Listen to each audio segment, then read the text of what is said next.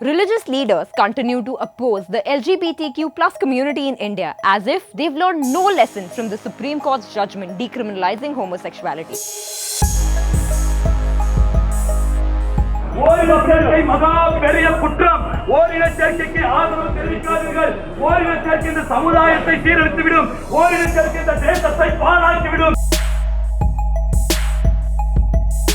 हमारा देश आज उन कतार में खड़ा हो गया जिन कतारों में समलैंगिक देश है। समलैंगिकता को मान्यता देना बिल्कुल हमें लगता है एक अंतर्राष्ट्रीय साजिश है, बिल्कुल ये गलत है।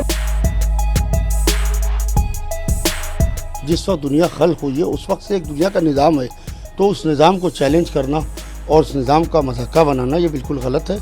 Yes, Maulvi, Pandit or the church priest, homophobia unites them all. We call it organized religion versus the rainbow.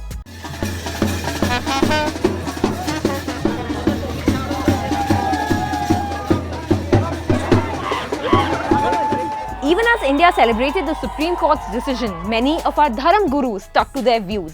Even after the verdict, they continued to say that homosexuality is immoral, an illness, unnatural, ungodly, and even un-Indian. Swami Chakrapani of the Akhil Bharat Hindu Mahasabha asked Prime Minister Modi to bring up the matter in Parliament. माननीय प्रधानमंत्री को हमने पत्र भी भेजा है कि जैसे SC/ST के निर्णय के बाद उन्होंने अध्यादेश ला करके उसको पलटा, उसी प्रकार से इसके निर्णय को तत्काल पलटे और तत्काल इस पर रोक लगाते हुए इसको दंड के धाराओं में उसको कानून बनाया जाए ताकि दंड का विधान हो।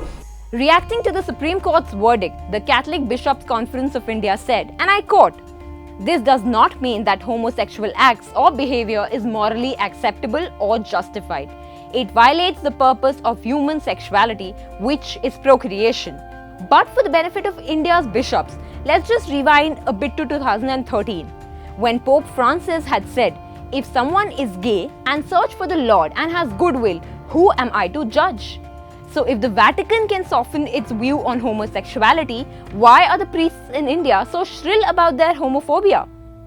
The argument that we hear most often from these godmen is this: homosexuality violates God's rules and the laws of nature, that it is an illness to be cured.